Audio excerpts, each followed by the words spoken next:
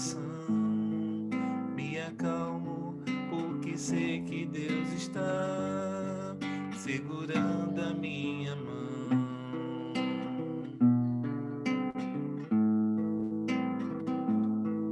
Me acalmo porque sei que Deus está segurando a minha mão. Que assim seja. Que seja.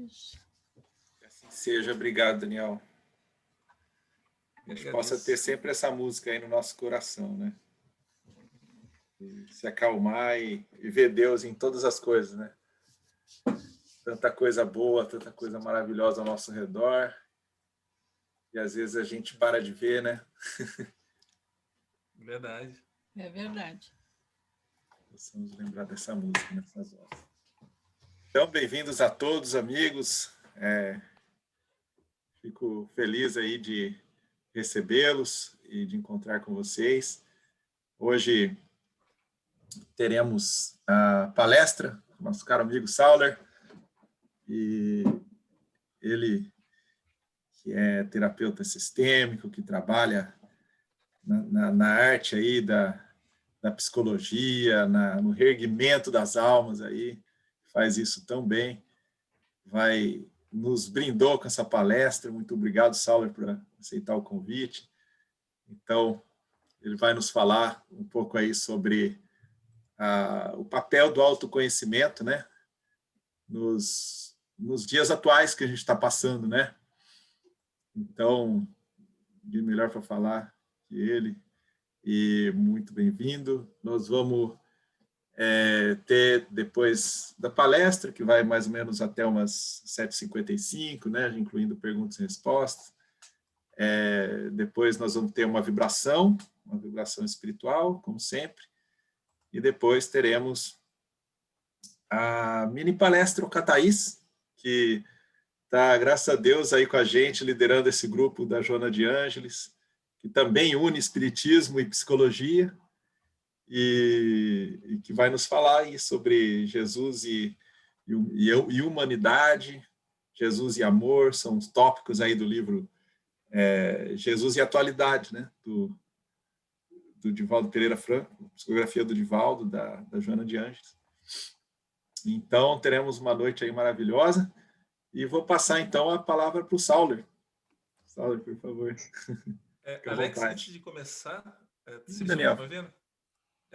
Estamos te ouvindo. Sauler, tem uma luz, eu sei que você é um ser de luz, assim, mas tem uma luz bem forte em cima de você que está ofuscando um pouco a tela. Não sei o que você consegue fazer aí. Não se preocupa, viu, Sauler? Eu sei que o Sauler teve que ajeitar umas coisas lá, eu sei. Ah, não, então tranquilo. Não, deixa quieto. Vamos lá. Nós vamos nos acostumar com a luz do Sauler. Eu sei que eu fusco um pouco, mas faz parte da experiência. Vai trazer luz pra gente. Vamos lá. Vai lá, Sauler, pode ir lá. Só para quebrar o clima. Quebra-gelo. Beleza. Boa noite a todos. Que bom, né? A gente iniciar já com essa energia bacana, essa energia muito positiva. Essa brincadeira aí que, às vezes, ele roubou meu trocadilho. Às vezes eu falo sobre isso. Sobre a questão da luz. Mas, de fato, fico muito feliz pelo convite. Muito obrigado, Alexis. Muito obrigado, Daniel, por sempre lembrarem e me convidarem para fazer alguma participação, seja através da mocidade, seja através de palestra. Eu sempre digo que é muito honroso quando nós nos colocamos em ação e servimos na seara do Cristo. É realmente uma gratidão enorme poder servir, poder trabalhar, e estou aqui para poder contribuir com o melhor que eu puder. Não tenho todas as respostas, mas vou ao máximo me dedicar para me colocar da melhor forma possível, e vamos abrir, sim, para algumas perguntas, porque esse tema é um tema muito palpável para nós, né? Na nossa questão, na nossa vida. Autoconhecimento. Ainda um pouco meio que com ranço de que autoconhecimento e tudo, mas é extremamente necessário. E aqui eu vou perpassar por algumas questões como: conhece-te a ti mesmo? Como eu posso, de repente, saber quem eu sou se eu não me conheço? Como eu posso saber o que eu tenho que fazer, o que eu gosto, o que eu preciso executar se eu não me analiso. Essa autoanálise, essa questão de você olhar para dentro é extremamente necessária. Porque quando você não sabe quem você é, você fica perdido, fica confuso. Eu lembro muito quando Cristo chegou a afirmar: sois deuses, podereis fazer o que faço e muito mais. E como eu posso, de repente, acreditar que eu sou Deus com tanta imperfeição? Ah, eu acho que o Cristo estava equivocado. Rapaz, nesse momento ele está doidão, está errado, não é possível, tem alguma coisa errada. Não, não é não, gente. Nós não sabemos o nosso valor. Nós não sabemos o nosso potencial. Nós não sabemos até onde nós podemos ir. E é importantíssimo que nós possamos fazer essa autoanálise, entender quem nós somos, para que a gente possa caminhar para o caminho que tem que ser. Mas ele disse também o seguinte: podereis fazer o que faço e muito mais. Colocando também um divisor de águas, de que nós ainda não estamos prontos, nós estamos na caminhada, temos que amadurecer, temos que vivenciar, temos que experienciar situações e através dessas experiências que nós conseguimos avançar. E aí que vem a bênção das dificuldades. Que doideira é essa, Sauler? Bênção de dificuldade? Sim, bênção das dificuldades, porque através das dificuldades, dos atritos, que nós conseguimos também sair do nosso estado moroso, da nossa inércia. Lembram quando a gente fala muito sobre a questão de o que move mais, o que realmente incentiva mais, o que te impulsiona mais, a dor ou o prazer? De uma forma muito natural, muitas pessoas têm a tendência de falar que é claro que o prazer, Saulo, o prazer me estimula mais e por isso, porque eu quero muito uma coisa, eu me lanço. Será mesmo? Quantas pessoas querem ter um corpo em dia, uma saúde de ferro, conseguirem até mesmo grandes trabalhos, promoções, dinheiro? E aí? O prazer disso é enorme. Você faz as coisas para que isso aconteça? Será mesmo? E aí, de repente, você vai no médico. O médico vai, passa uma bateria de exames e quando chega, ele começa assim, ó, ai, cara, nossa senhora, você já cai da cadeira, né? Porque realmente deu ruim ali. Alguma coisa pegou. E o que pegou foi realmente o cenário que você deu tão pouco valor para si próprio que você agora está colhendo os frutos das suas ações. Ação e reação. Consequências. E aí ele chega e fala para você: meu camarada, o que você faz de esporte? Rapaz, o maior esporte que eu faço é sair do sofá, ir na minha geladeira, pegar alguma coisa e voltar para deitar. É bacana, né? É gostoso fazer isso, né? Nossa, é bom demais. Rapaz, estou com a vida que pedi a Deus. Trabalhei muito a minha vida toda, agora estou na aposentadoria, estou de boa. Legal, só que os seus exames mostram que se você continuar com essa estratégia, você não dura muito mais não. O quê? E aí, através da dor, de saber que você pode desencarnar previamente, de uma forma antecipada, voltar para a pátria espiritual um pouco mais cedo, você começa, eu acho que eu vou ter que ir na academia, eu acho que eu vou ter que dar umas corridinhas, eu acho que eu vou ter que ir na nutricionista. É agradável? Não. É necessário? Totalmente. Tudo me é lícito, mas nem tudo me convém. Lembram quando Paulo disse: o bem que eu quero, eu não faço, mas o mal que eu não quero, esse eu ainda faço. E é assim que nós somos. Nós queremos o prazer imediato. Nós somos imediatistas. Aprendemos a ser assim. A escola da vida, ao qual a maioria daqui de repente veio, é que nós temos que ter resultados imediatos. Alguém pergunta, você tem que responder. Alguém te pede, você tem que atender. Você quer alguma coisa? Você, tendo essa escola da vida, você quer agora. A longo prazo? Médio prazo? Não, eu quero agora. Eu quero ser feliz agora. Eu quero que a minha dor suma agora. Eu quero ficar com o abdômen trincado agora. Não vai acontecer. Não vai. É tudo gradativo. Você precisa ter alguns alicerces, algumas bases, para que você possa também ter a força necessária de seguir avante. Os atritos são extremamente necessários, tanto que eu gosto muito de falar isso e é uma extrema verdade. Você só se locomove por conta do atrito do seu pé com o solo. O atrito do seu pé com o solo te impulsiona para frente, você faz uma força, só que é tão automático, você já se acostumou tanto com isso, que você nem pensa, você só caminha. Esse é um grande ponto de análise. É penoso demais a gente conseguir andar, gente. Por isso que tem alguns espíritos que não querem reencarnar, porque é osso viver aqui na matéria. Tá doido? Lá eu consigo me locomover com uma facilidade gigante. Não tem essa peso, essa matéria grosseira. Muita gente não quer reencarnar. Mas programa reencarnações para que possa avançar. Não é gostosinho estar aqui na matéria, mas é possível de que nós tenhamos prazeres, sim, para que nós tenhamos felicidades. E como que eu começo a ter cada vez mais felicidade? Se conecte com você. Seja uma pessoa que tenha consciência do teu papel, da sua vocação, do que realmente você tem como missão e propósito. Se você não sabe para onde você quer ir, saiba, você vai chegar em algum lugar, mas nem todo lugar vai ser agradável para você. A mídia nos coloca um grande patamar para ser seguido. Que você tem que estar com o abdômen trincado, que você tem que ser milionário, que você tem que ser bonitão, que você tem que ter olhos azuis, que você tem que isso, tem que aquilo outro. Muitas pessoas fazem isso, e aí às vezes a gente vê atrocidades que as pessoas fazem com o próprio corpo, querendo parecer coisas que não são. E o pior de tudo, quando o resultado fica ruim pra caramba. Mas o grande ponto é que você está buscando ser alguma coisa que você não é.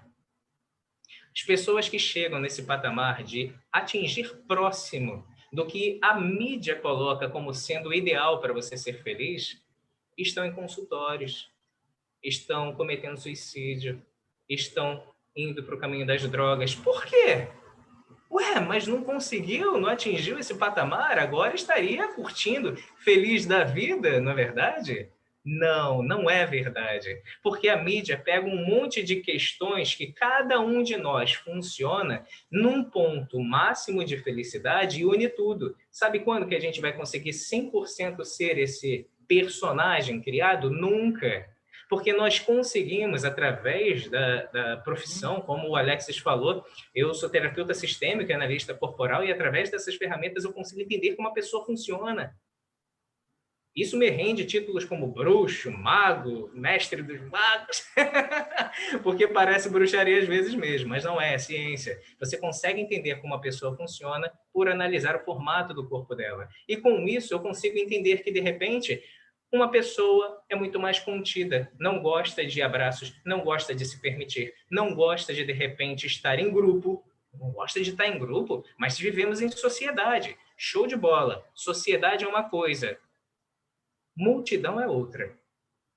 Para pessoas que funcionam desse jeito, se tiverem 2 amigos, já tá bom pra caramba. Não é quantidade. Não gosta de se expor, porque tem alguns receios, algumas dores, algumas questões envolvidas. E qual é o problema quando essa pessoa não entende que ela funciona desse jeito? Ela entende como se ela não tivesse valor, como se ela fosse ingrata. As pessoas julgam ela como sendo marrenta, como sendo grosseira, como sendo uma pessoa esquisita. Esquisito por quê? Porque é diferente de você?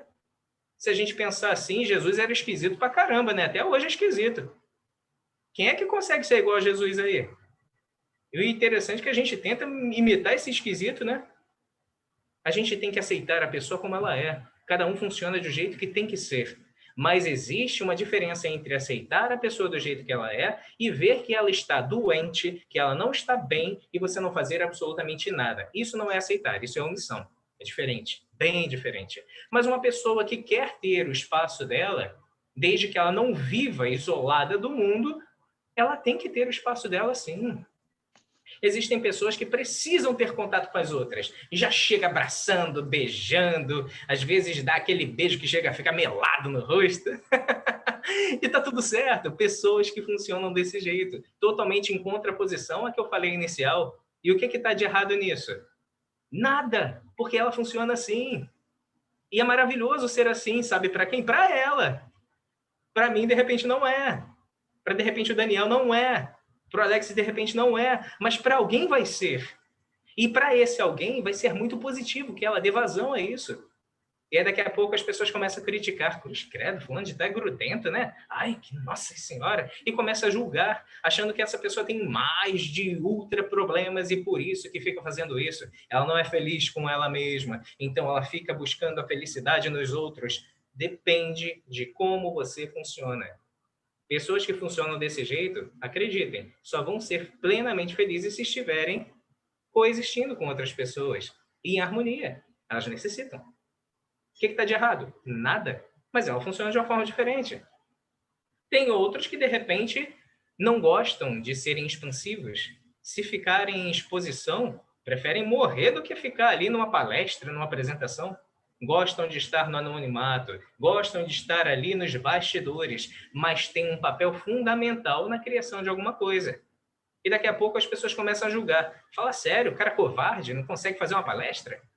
Pô, com tanto conhecimento, olha só que egoísta. Só que é conhecimento para ele. Cara, nada a ver, gente. O cara tem bloqueios, de repente, de ser julgado. Tem receios de repente, cometer equívocos. Tem receios de repente, se sentir tão pressionado em ter que falar o que é certo, no momento certo, que ele trava.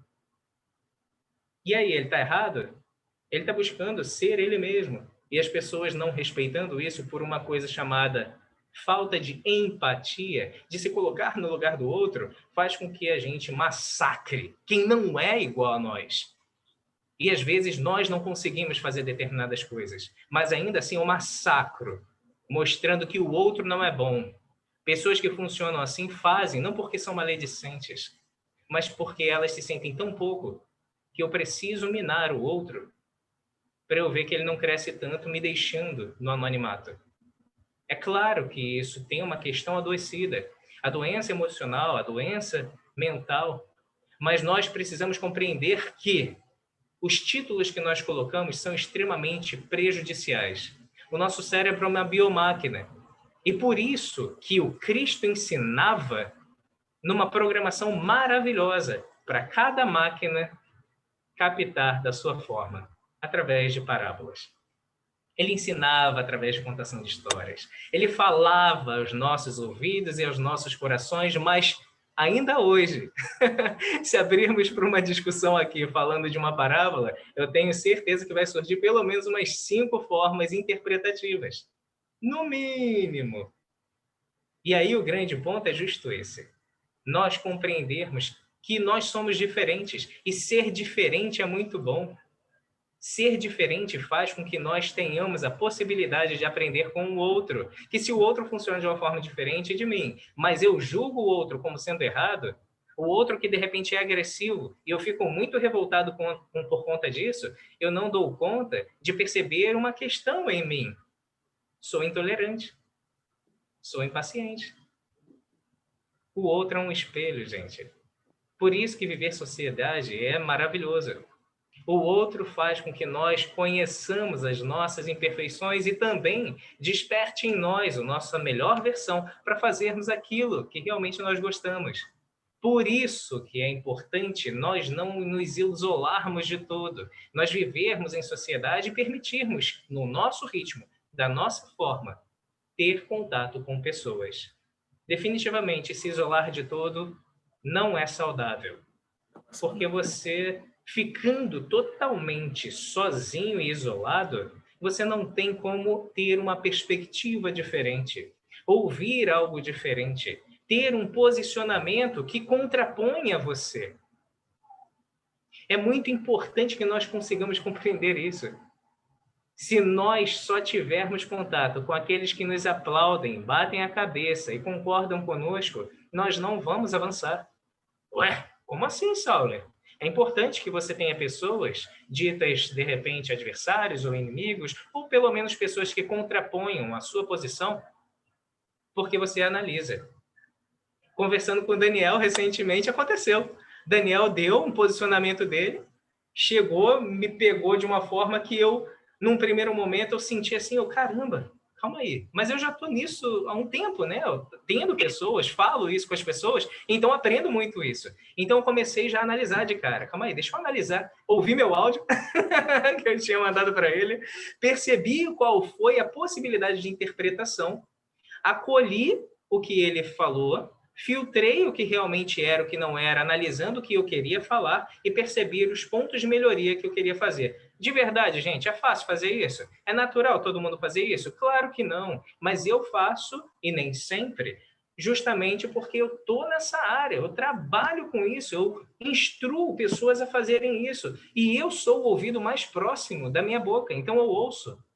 Por isso que eu me lanço sempre para as oportunidades de fazer palestras. Vocês não têm noção do quanto eu aprendo ao estudar antes e poder compartilhar nesses momentos. Palestrante não é melhor do que ninguém, gente. Palestrante só estudou antes e está vindo aqui colocar a cara para compartilhar alguma coisa.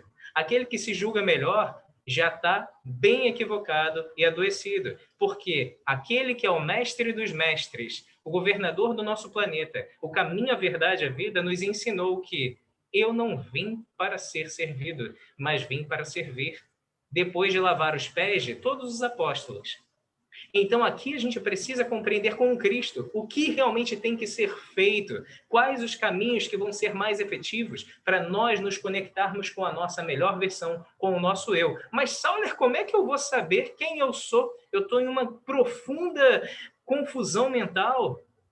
Se está num nível tão crítico, busque ajuda. Esse é um ponto importantíssimo. Algumas pessoas falam, mas a pessoa tem que ser muito forte para buscar ajuda. Ou então, é uma pessoa muito fraca para ter que pedir ajuda. Nenhuma nem outra. É você respeitar o seu tempo. Se você não está conseguindo dar conta daquilo que você tem, se você não está conseguindo dar conta dos seus pensamentos, da sua autocrítica, ou então da sociedade que te massacra, se você está adoecendo por conta disso, se você está sofrendo por conta disso, lance-se a pedir ajuda. Lembremos novamente o Cristo. Buscai e achareis. Pedi e recebereis. Batei a porta e abrir-se-vos-á, pois todo aquele que busca, acha. Todo aquele que pede, recebe. E todo aquele que bate a porta se abre. Sabe o que isso ele quis dizer? Meu camarada, não fica só no sofá esperando que vai cair do céu, que não vai, não. Faça a sua parte. Tá ruim? Faça a sua parte. Quer melhorar? Faça a sua parte. Quer que realmente você progrida, que você melhore, que você seja uma pessoa cada vez mais capaz, faça o seu movimento. Tem uma música que eu adoro, que fala justo sobre isso. O saber nos faz compreender, mas a ação nos faz crescer. Nossa, como isso é verdade. Todo mundo que está mal só melhora quando começa a agir. Quem está mal e se isola, normalmente não melhora. Eu estou colocando normalmente porque não dá para saber de toda a população mundial. Mas, normalmente, não melhora. E por quê? Porque precisa ter uma ação diferente. Então, vai fazer muito bem essa pessoa que está num nível de depressão, de autodepreciação, de repente, já se flagelando, fazer coisas diferentes. A mudança que a gente quer está na atitude que a gente não toma. E se eu quero alguma mudança, tem que partir de mim. Que sejamos a mudança que nós queremos no mundo. Que façamos a mudança que eu quero para a minha vida. E para a gente conseguir entender qual é a nossa missão, como que realmente eu posso ser uma pessoa melhor, vai ajudar bastante que eu consiga também entender o que vibra o meu coração. Eu já trabalhei... Oi, pode falar, desculpa. Desculpa a interrupção, é que eu vi que a Lúcia levantou a mão há um tempinho, não sei se ela tem alguma questão. Você gostaria de deixar as perguntas para o final ou vai fazendo? Eu já estou praticamente finalizando aqui para a gente abrir para perguntas então tá. E respostas. Então só tá, fazendo desculpa. a explanação mesmo. Não, que isso, não tem. Eu achei engraçado que você falou a Lúcia, aí eu pensei que fosse a Luz. Eu já... Não. A gente já aprendeu a se acostumar com a sua luz. Beleza. Então, gente, é muito importante que nós consigamos entender o que vibra o nosso coração, e eu vou dar o meu relato aqui de como aconteceu comigo. Eu já trabalhei em diversas empresas, tenho 38 anos, né, de vida, de reencarnação nessa roupagem, já passei por algumas multinacionais, 3 multinacionais, e sempre fui um cara que vestia muito a camisa, aquele cara que se dedicava, aquele cara que fazia o melhor possível para conseguir contribuir, e me sentia muito vivo em fazer isso. Me sentia muito bem em fazer isso. Mas sempre faltava alguma coisa. Tipo, tá bacana e tudo, mas não tá me completando, sabe? E aí, através de um processo terapêutico que eu estava sendo atendido, o terapeuta em questão, que é um grande amigo hoje, fez toda a conexão de todas as experiências que eu acabei falando para ele. E ele disse, nessa interseção, Sauler, perceba, o que você mais gostou de fazer nas empresas era atuar com pessoas, ajudar pessoas através de feedback, ajudar pessoas através de um treinamento, ajudar pessoas através de um aconselhamento. Lidar com pessoas é o que vibrava e vibra o seu coração. Aí eu tinha sempre uma grande pergunta, né? Mas como é que eu ganho dinheiro ajudando as pessoas? E ele chegou para mim e falou, Sauler, eu também tenho muito essa questão. Eu vivo ajudando as pessoas e vivo materialmente através dessa profissão. Eu sou um terapeuta. E aí, a partir dali, eu comecei a estudar. E digo para vocês hoje que não existe isso de sextou para mim. Eu estou todos os dias.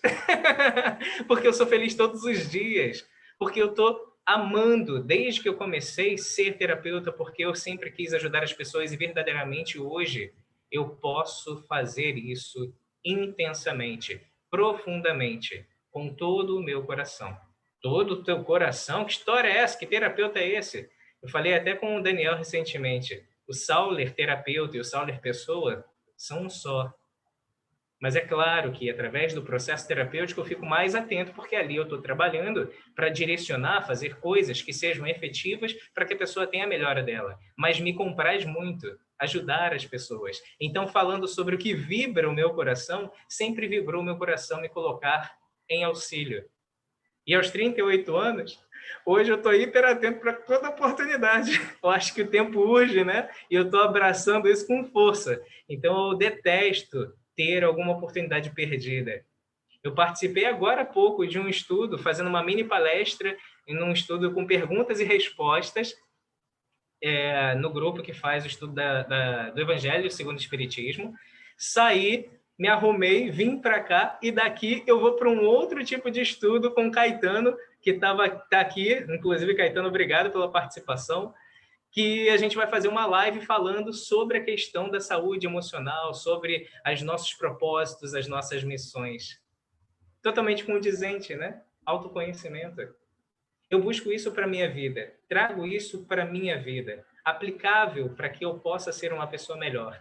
E com conhecimento e base, eu venho através das oportunidades que eu tenho para falar em público, seja também através de uma forma privada, nos atendimentos terapêuticos, eu acabo falando com base, porque eu perpassei por muitas questões, muitas coisas. E aqui é importante demais, eu me permiti viver. Errei muito, gente, e ainda erro. Mas através da ação, a gente melhora. Porque chega um momento que você bate tanto de uma forma errada num caminho que você fala, não, calma aí, isso daqui é ruim para mim. Não me traz tantos benefícios. O caminho está certo, o caminho está errado, esquece certo e errado por um momento. Nesse momento, vamos pensar o que traz mais benefícios e malefícios. Se te traz mais benefícios você atuar de uma forma, atue. Essa estratégia é boa para você. Se te traz mais malefícios, modifique a estratégia para que você possa ter maximizado os resultados. E ainda falando sobre resultados, os nossos resultados não nos definem. Podemos ter um dia maravilhoso, sublime, perfeito, e as pessoas olharem para ele e falar, nossa, esse cara é um exemplo. No dia seguinte, eu estou virado no capiroto, estou fazendo um montão de doideirada, estou cuspindo marimbondo para tudo quanto é lugar. E aí, de repente, a pessoa fala, caraca, que viagem, esse cara é muito, muito louco, meu irmão. Grosseiro isso. Nem uma coisa nem outra, nós somos de momentos. E nesse momento eu posso estar bem, naquele outro momento eu posso estar mal. Não nos cabe julgar. Se você está vendo alguém mal, faça alguma coisa para ela, nem que seja uma prece. Quer contribuir? Faça alguma coisa de bom. Espero ter contribuído com essas explanações e agora, num momento que eu gosto demais, é justamente essa troca. Esse momento que a gente pode trocar ideias através das perguntas. Eu vou fazer o máximo aqui para responder da melhor forma possível que me compete e que eu consigo, e a gente pode dar início. Legal, muito obrigado, Saulo, pela explanação maravilhosa. E é importante da gente ter essa reflexão, né, sobre o outro, né? Às vezes a gente é um mundo, mas o outro é outro mundo, né? E a gente não, a gente dentro do nosso mundo age como se todo mundo fosse igual a gente, mas não é, né? Eu vou passar então para a Lúcia. Lúcia, você pode fazer a sua pergunta. Você tinha levantado a mão, Lúcia Schmidt? É a Lúcia Schmidt que levantou a mão. Não sei se foi sem querer, mas se não foi, esse é o seu momento. Lúcia Schmidt,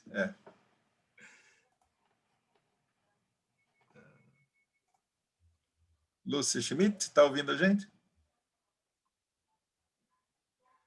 Eu acho que foi sem querer, Alex. Eu estava em contato com ela pelo chat, mas, bom, enfim. Fiquem à vontade de fazer perguntas. Pessoa, né? É isso, senão a da Lúcia, dela faz a pergunta. Deixa eu só escrever aqui.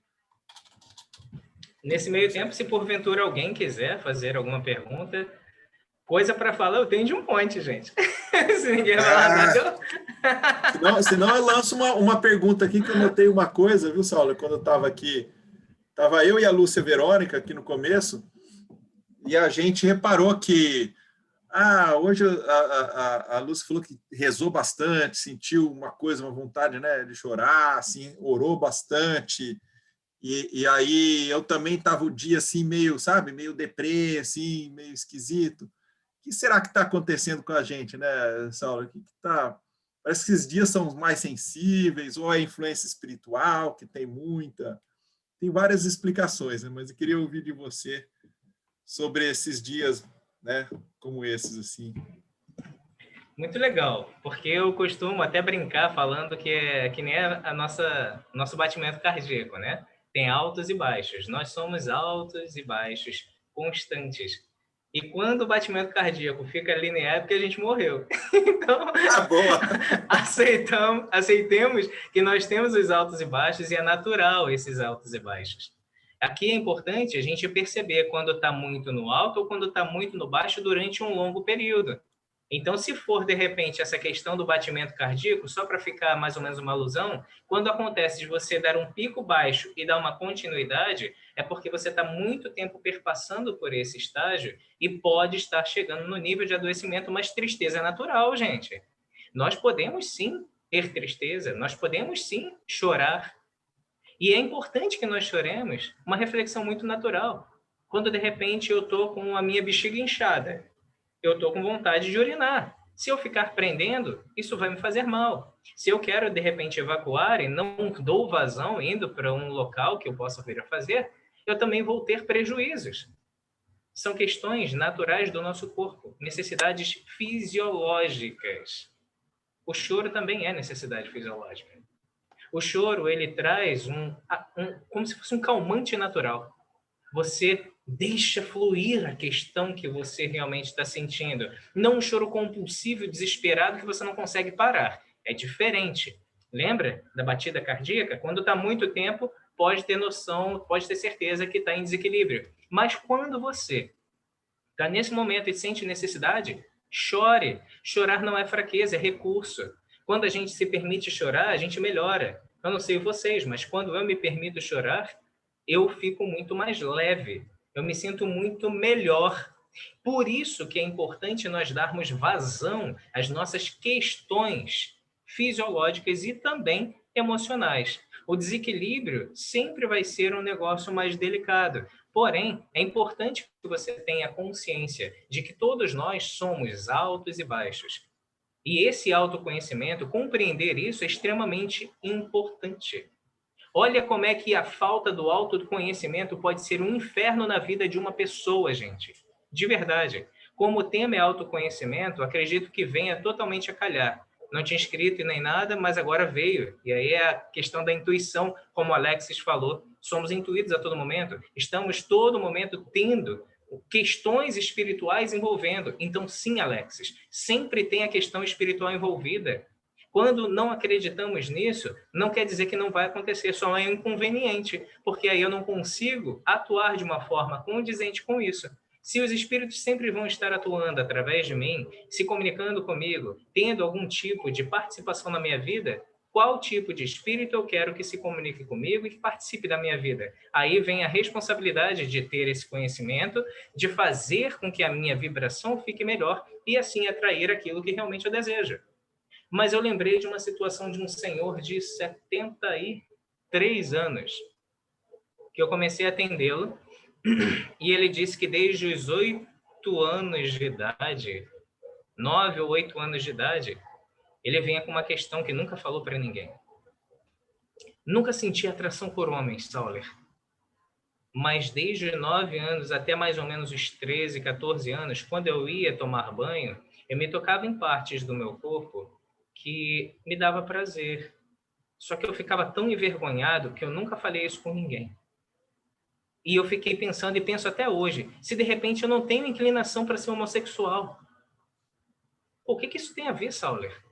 Para quem não sabe, o dito ponto G do homem é numa região específica, aonde existe muito preconceito que o homem não pode, de repente, ter nenhum tipo de contato ali. Principalmente um homem de 73 anos, na idade dele, na realidade dele, tinha um preconceito gigantesco. Ele estava achando nada contra quem tem a opção de ser homossexual, bissexual, inclusive atendo pessoas dessa forma que são extremamente honradas. A sua preferência sexual não te define.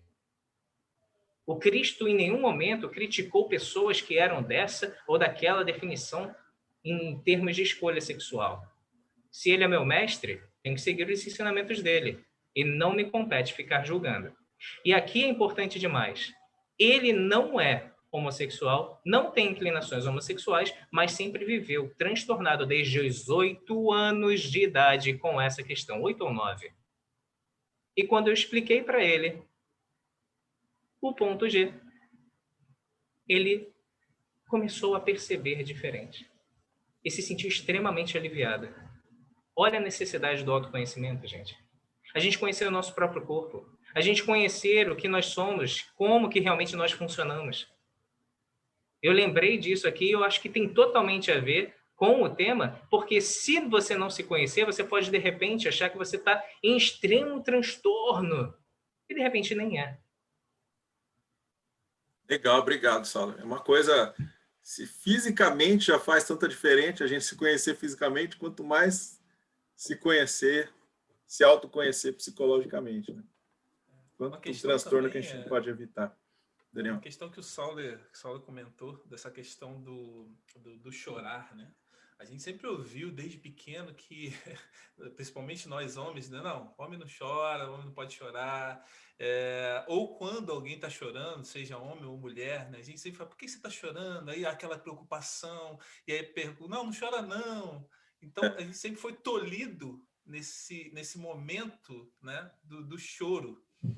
E essa questão que você colocou, né, do se conhecer, né, por que está chorando? Porque para algumas pessoas, né, a gente eu conversei bastante com o Saulo sobre essas questões, né, do conhecimento, do autoconhecimento.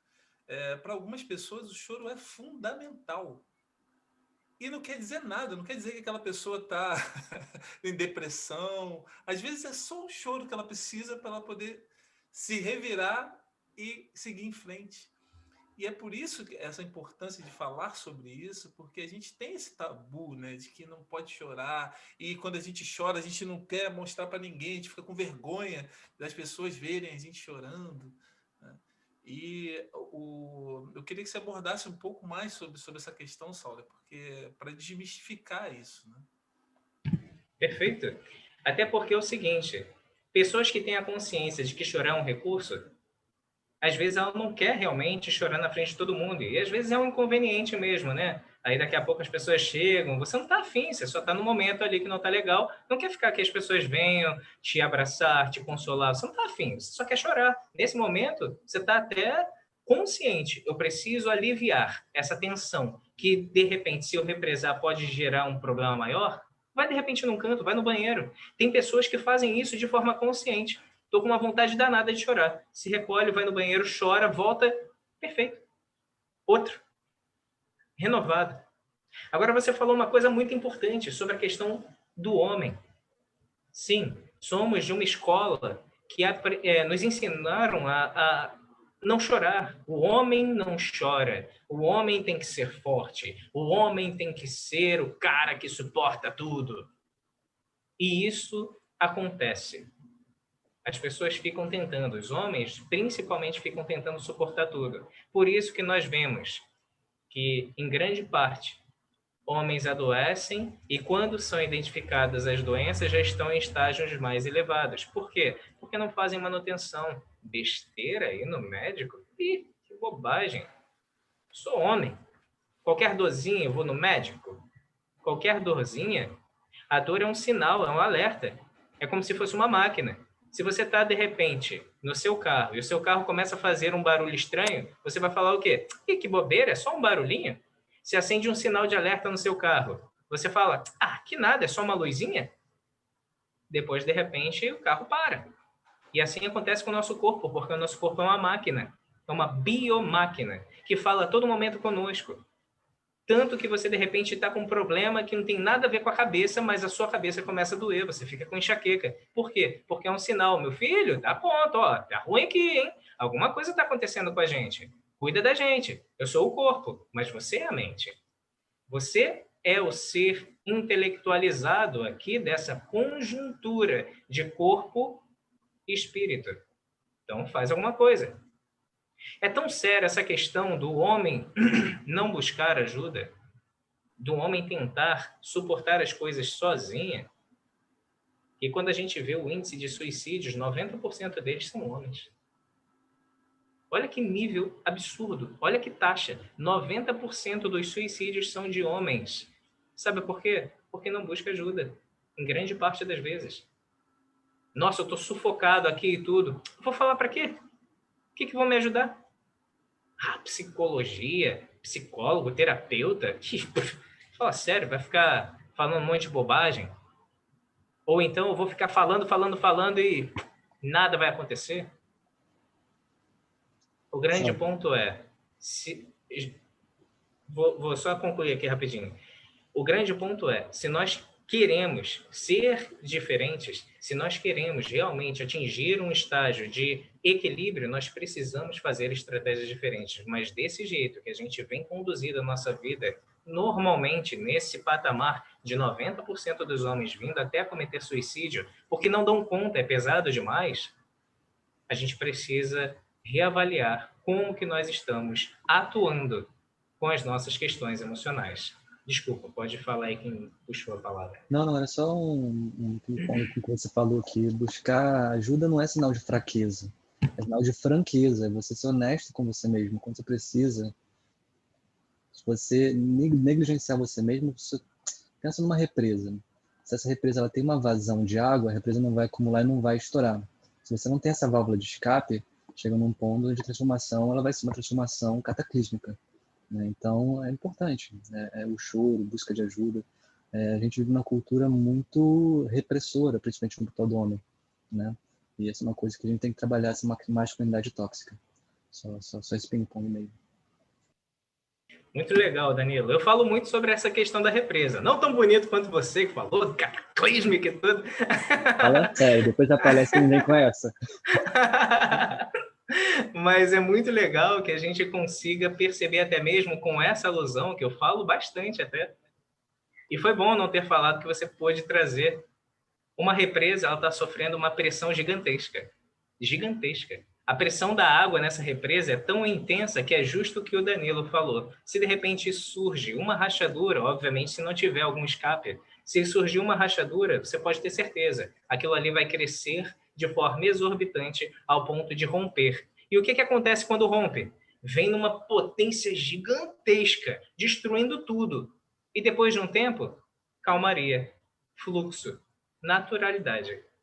O ponto é, se você ficar represando as suas questões emocionais, sofre uma pressão gigantesca. E quando isso vier à tona, vai vir de uma forma tão descontrolada que pode causar destruições. Mas se você já vai tratando, fazendo manutenção, tem pessoas que continuam fazendo o processo terapêutico comigo como manutenção.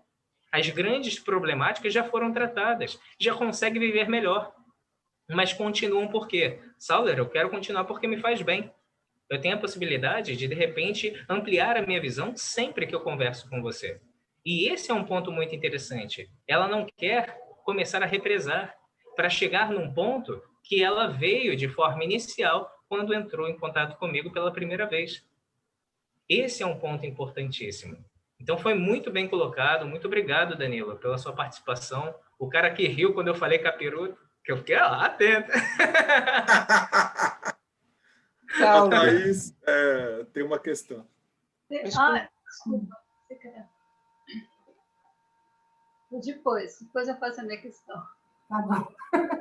Desculpa, Cleide, mas... Não tem problema. Tu falaste em altos e baixos, né, como um cardiograma, né, os picos. Depois falaste em estratégia. E depois a gente estava falando sobre uma represa que explode, né?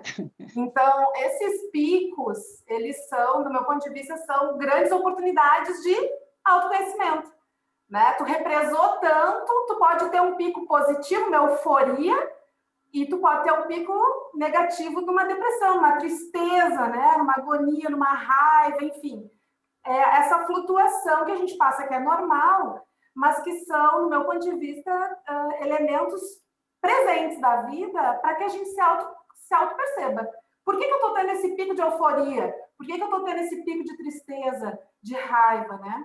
É uma estratégia, quem sabe tu desenvolve um pouquinho mais para a gente. Legal. É muito condizente com relação às questões dos atritos. Então, agradeço, Thaís, a sua participação, a sua colocação, porque é realmente muito importante que nós consigamos perceber que isso é natural. Mas quando a gente começa a perceber, nossa, eu tenho problemas de fábrica, eu tenho defeitos de fábrica, nossa, eu estou desse jeito, nossa, eu não funciono. Tem uma coisa que é muito importante. Toda comunicação que nós fazemos gera pensamento. Todo pensamento que nós fazemos, que nós temos, gera sentimento. Todo sentimento que eu tenho gera crença. E toda crença é autorrealizável. Que doideira é essa, Sauler? Vamos lá. Se eu começo a comunicar assim, eu não presto, eu não sirvo para nada, eu não consigo concluir nada com exatidão ou com qualidade. Eu começo a pensar nisso, mas o pensar por si só seria tranquilo. Mas toda vez que a gente pensa em algo, são projetadas imagens mentais. Eu lembro de situações, eu lembro de falas, eu lembro de casos, situações que aconteceram. E vivenciando isso na minha mente, é impossível que você não tenha um sentimento condizente com aquilo que você está vendo. Então você começa a ter um sentimento de autodepreciação, porque você está vendo novamente, revivendo aquela experiência, tendo uma sensação de que você realmente não é capaz, de que você não presta, de que você não consegue nada. Esse sentimento vai se enraizando em nós, saindo de um ponto e tornando uma crença. A crença de que, de fato, você não é bom o suficiente. E essa crença acaba sendo autorrealizável. O que é o autorrealizável? Daqui a pouco você se impede de se lançar a fazer alguma coisa. Por quê? Porque você não é bom em nada. Você acredita nisso. Você não vai conseguir nada mesmo. Para que eu vou me esforçar? De repente você nem vai buscar uma melhoria. Por quê? Eu estou tão consciente de que eu não tenho jeito que nem adianta buscar ajuda. Não adianta eu procurar um profissional, não adianta nada. E esse automatismo vem com bloqueios. Bloqueios de ideias, bloqueio de sugestões, bloqueio de possibilidades. Por isso que é importante que nós tenhamos, sim, essa consciência desses altos e baixos, desses picos, porque nós somos de momentos. Mas quanto tempo você fica nesse momento de euforia ou então de tristeza profunda? A euforia, muitas das vezes, é uma forma de você buscar um mecanismo de defesa para encobrir uma tristeza que você sente. E aí você vê a pessoa, uau, ligada que não sei o quê, mas ninguém sabe quando ela chega em casa. O que ela faz, como ela se sente. E o peso é gigantesco, porque ela vê que ela vive uma ilusão. Alguém viu aqui aquele filme Soul, da Disney Pixar? Inclusive, Caetano e eu fizemos 2 lives falando sobre esse filme, e fica aí a dica, de repente, se vocês quiserem, para depois assistir. Muito bacana que foi, porque a gente desmembrou a questão que estava acontecendo. E Qual tem uma... é o nome do filme? Desculpa. Soul, Alma. Ok, Alma. Tá no Disney Plus. Isso. Perfeito. E aí, é muito legal que tem uma parte, alertas spoilers, tem uma parte do filme que ele olha assim, o que realmente foi a vida dele, ele não enxergava, e ele fala, nossa, minha vida foi uma ilusão. Porque tudo que a gente foca cresce. Mesmo quando a gente foca nas coisas positivas, isso também cresce. Mas a gente sempre tem que ter a possibilidade de ampliar a nossa visão e focando sim no positivo para a gente se sentir energizado, sem esquecer que existem coisas negativas. Não existe vida perfeita. Não existe uma pessoa extremamente equilibrada, totalmente 100% maravilhosa. Todos nós somos altos e baixos. Todos nós temos as nossas angústias, as nossas mazelas, e essas mazelas não podem ser guardadas. Porque como uma panela de comida que começa a azedar, você guarda no final lá do seu armário, para que você não tenha como saber que ela existe, em algum momento ela azeda mais ainda e começa a chegar a soltar um odor tão absurdo que você mesmo sem vê-la, você consegue perceber. E aí você pega e olha, caraca, essa panela podre aqui, gente, que doideira! Ao invés de você finalmente meter a mão e limpar, você coloca pano de prato, envolve ela, coloca numa bacia, coloca uma coisa qualquer para tampar e guarda de novo. E esquece de novo dela. Daqui a pouco ela volta a apodrecer. Um apodrecimento tão intenso que você não dá conta mais nem de salvar a panela às vezes. Isso é o que nós fazemos com a nossa questão emocional. Isso é o que nós fazemos com a nossa vida em muitas das vezes. Nós não encaramos as nossas questões. Nós não damos a possibilidade de resolução para elas. Focar no problema nunca vai ser interessante, mas saber que eles existem é extremamente importante. A ninguém é defeso saber que o mal existe, inconveniente mesmo seria se nós não soubéssemos, isso está na Bíblia. E por isso que eu gosto muito de estudar a Bíblia. É o lugar onde fala mais de Jesus, é lá que eu vou estar também. Então é importante demais que nós tenhamos a consciência de que os problemas, se não forem com foco na solução, eles não serão resolvidos, não serão solucionados. Deixar para depois pode ser uma estratégia, mas deixar para nunca não é positivo e salutar. Obrigado, Saulo. Vou passar então para a Cleide. Você tinha uma pergunta, né, Cleide? Por exemplo, se você vê, então, alguém que está precisando de ajuda, como você aborda isso? Como se a pessoa não quer ajuda ou alguma coisa, como que você aborda a pessoa? Qual a sua estratégia, vamos dizer, para que ela comece a entender que ela precisa de uma ajuda? Né? Uma pessoa está numa depressão, tá? Alguém que você conhece, a sua família, está numa depressão e você não consegue acessar a pessoa, né? Ah, não preciso, não bem, estou bem. Como o que você faria? Muito legal a sua pergunta e muito importante. Porque a gente tem uma cultura muito natural, por conta da doutrina espírita, de temos que respeitar o livre-arbítrio da pessoa. Como é que eu vou lidar com essa questão, então? A gente tem que respeitar o livre-arbítrio. Mas se a pessoa está adoecida, se a pessoa não está funcionando bem, se a pessoa não está conseguindo ter um bom juízo, o livre-arbítrio dela está totalmente corrompido. Ela não vai conseguir ajuizar o que ela quer, o que ela não quer. Eu tive uma experiência muito pesada com um familiar muito querido e amado, aonde, no nível de desequilíbrio, pegou uma faca e se trancou no banheiro. E aí? Vou ficar ali na porta, por favor, e tudo. Meu irmão, eu dei uma pesada na porta, que eu parecia até um ninja. Só para atenuar a questão aqui. Mas eu dei uma pesada na porta que arrebentei a porta. Depois a gente conserta a porta, mas, pô, a pessoa está totalmente desequilibrada, entrou no banheiro com uma faca. Você vai fazer o quê? Vai esperar? Então eu fiz isso. E naquele momento, peguei a faca e abracei. Acolhi. Não existe uma pessoa, Cleide, que não queira ser ajudada. Ela pode estar num extremo nível de processo de defesa, que ela está recusando tudo, mas porque acredita que não tem mais jeito para ela. Mas todo mundo quer ser ajudado. Todos nós somos criados para sermos felizes. Todos nós estamos aqui num mundo de provas e expiações para avançarmos. A gente esquece da nossa programação. A gente esquece o que realmente a gente tem que fazer. Porque a dor é tão intensa, tão lacinante, que às vezes a gente não dá conta. Então, uma pessoa que de repente não está querendo receber ajuda, Cleide, A minha sugestão é: se coloque de forma amorosa. Se permita sempre estar disponível para ela, para que ela perceba que ela não está sozinha. Dependendo do nível de criticidade desse estágio, busque ajuda. Mas ela não quer receber ajuda. Num ambiente adoecido, não adoece somente um. Certamente você já está também se adoecendo junto com essa pessoa. E se você for receber tratamento de alguém, você vai ter mais ferramentas, artifícios, mecanismos para ajudar essa pessoa através da instrução de um profissional. Se ela não se permite ser atendida de forma direta, mas ela ainda está com você, ela pode receber os benefícios de forma indireta. Até quando? Até ela começar a ter algumas melhorias e assim se permitir ser ajudada. Não tentemos dar conta de tudo. Eu não sou marceneiro. Comprei uma mesa com putz grilo, passo a passo. Suei pra caramba. Me desgastei para conseguir montar o raio da mesa. Sabe por quê? Porque não é a minha profissão.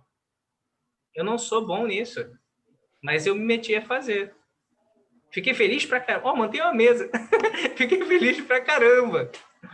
Isso mostra o quanto que nós temos que ter o nosso autoconhecimento, as nossas limitações. Não sou bom em tudo. E tendo essa consciência, vou buscar ajuda quando eu não conseguir ajudar 100% como a pessoa precisa. Porém, não nos esquivemos de ajudar. Faça os primeiros socorros, principalmente de forma amorosa e acolhedora. Não julguemos. Você também não sai do lugar? Está aí com depressão e vive dentro do quarto? Isso não vai ajudar. Nos coloquemos no lugar da pessoa de forma empática, por mais difícil que seja. Mas, sem dúvida, isso não vai contribuir. Só vai criar um abismo ainda maior entre você e a pessoa. E, de repente, ela se sente tão mal, porque, além de estar se sentindo um lixo, ela ainda está prejudicando as poucas pessoas que ela ainda se importa na vida, que é você. Enquanto o bombeiro não chega, a gente tem que ir jogando água, né? Também sempre com respeito, com jeitinho, né? Tem que respeitar o limite do outro também. O que o Saulo falou, né? O amor é o que realmente salva, né? Salva a gente, salva o outro. Todos os trabalhos feitos pela espiritualidade nas regiões inferiores, todos os trabalhos que a gente entende. Te ouvi tão baixinho, Daniel. Tá baixo? Peraí. Um pouquinho, não tá? Ok. Tá ouvindo bem? Então, a gente às vezes fica, né? Todo socorro, quando ele é feito com amor, ele obtém sucesso. Às vezes, no momento, você não acha que não está obtendo resultado, mas é devagarinho que acontece, né? Esse momento de abraçar, esse momento de escutar, esse momento de, às vezes, só sentar do lado, sem falar nada. A pessoa fica quieta ali, você fica quieto também, mas ela percebe que você está ali do lado, sabe? Então, não é difícil, né? A gente tem que se colocar esse amor em nós para que a gente possa realmente ajudar, né? Se doar. Mas se doar não é de qualquer jeito, é se doar meio imbuído desse amor, né? O amor que Cristo veio nos dizer, o amor que Cristo teve. Ele, que era o maior exemplo, ele vinha com esse amor. Quando ele instruía as pessoas, era com amor, era abraçando. Ele abraçava com as palavras, ele abraçava com o olhar, ele abraçava com um abraço mesmo. Então, não tem outra saída, né? É o amor que a gente precisa ter para poder ajudar mais. E é muito legal isso, Daniel, porque é justo condizente com o que fala na doutrina espírita. Espíritos amai-vos. Este é o primeiro ensinamento. Espíritas instruí-vos. De nada adianta você ser um cara extremamente culto, saber um monte de questões se você não tem amor. E aí lembramos também as passagens, as cartas de Paulo, falando sobre a necessidade do amor. Gente, agradeço demais a oportunidade. Me coloco aqui totalmente à disposição para outras oportunidades. Olha só que bicho para frente, né? Já está se convidando. Quem Mas, precisar, né, eu tenho o contato do Sauler e recomendo. Agradeço mesmo, gratidão a todos que contribuíram de forma direta ou indireta, que Deus possa nos abençoar a todos, a todo momento. E lembremos, não somos super-homem, nem Mulher Maravilha, não temos que ser hiper fortes de suportar tudo. O autoconhecimento é também saber as suas limitações. Para que você possa se permitir ser ajudado, você precisa permitir e se abrir para ajuda. Buscar e achareis. Pedir e recebereis. Bater a porta e abrir-se-vos-á. Muita paz a todos. Que assim seja. Muito obrigado, meu amigo. Obrigado. E Deus te abençoe. Eu sei que você tem outro compromisso já agora. Fica com Deus. E nós vamos fazer a nossa vibração agora, gente. É só lembrando, se a Cleide puder, seria maravilhoso. E depois da vibração, teremos uma mini palestra dentro do assunto ainda de psicologia e espiritismo, que é as maravilhosas obras da Joana de Ângeles, através da psicografia de Divaldo. A Thaís vai nos falar sobre Jesus e humanidade, Jesus e amor. Mas agora teremos a nossa vibração. Muito obrigado pela participação de todos até aqui. A prece final vai ser em forma de vibração. Desculpa. Oh my God. Alexis. Tá faltando o meu nome lá. Deus. Pode me chamar de Fraternité. É o MBCSESP. Sua mãe? Alexis. É sua mãe que está, não é só uma pergunta. É minha mãe, a Itajara, é minha mãe. Está participando conosco hoje. Eles conseguiram fazer o Zoom lá. Bom, então vou fazer aquela meditação que eu já fiz uma vez.